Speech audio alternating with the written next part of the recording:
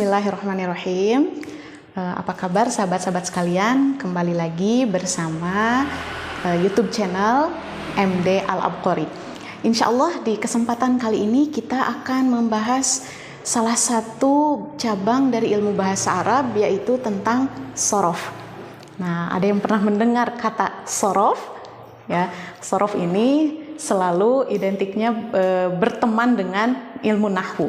Ya, nah di video-video sebelumnya kita sudah sedikit ya mengenal tentang apa itu ilmu nahwu gitu ya, kenapa harus belajar ilmu nahwu dan apa saja sih yang dipelajari dalam ilmu nahwu. Nah, sekarang kita akan mencoba ya mengupas sedikit ya tentang ilmu sorof. Ya, apa itu ilmu sorof? Ya, sorof itu dia berkaitan dengan perubahan bentuk kata dalam bahasa Arab, atau ilmu yang mempelajari tentang perubahan kata ya dalam bahasa Arab. Ya, tujuannya apa? Tujuan kita mempelajari sorof adalah ya, perubahan bentuk kata ini ya bisa menyampaikan kita kepada arti yang diinginkan. Ya, jadi kalau sorof itu lebih fokus kepada perubahan bentuk kata dalam bahasa Arab. Ya, contoh misalnya ada sa'ala, ya, ada yas'alu, ya, ada su'alan, ya, ada is'al. Nah, ya, ini sa'ala, yas'alu, su'alan, is'al, ya, ini berasal dari satu kata, ya, akan tapi ada beberapa perubahan. Nah, kalau sa'ala ini artinya adalah telah bertanya, telah bertanya. Kalau yas'alu ya sedang atau akan bertanya. Ya, kalau su'alan ini bentuk masdarnya, artinya pertanyaan.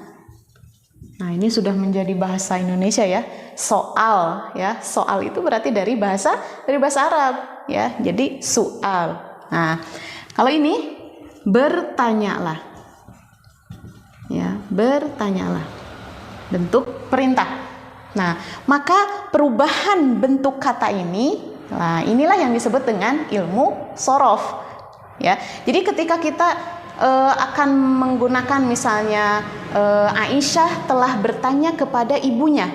Nah, maka kita tidak menggunakan yang ini ya, akan tetapi menggunakan kata kerja yang ini ya. Sa'alat Aisyatu ummaha ya. Kalau kita tulis di sini contohnya sa'alat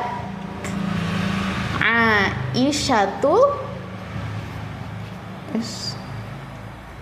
ummaha ya. Aisyah telah bertanya kepada ibunya ya. Tapi kalau misalnya kita mau menggunakan misalnya tanya orang itu ya, tanyalah kepada orang itu.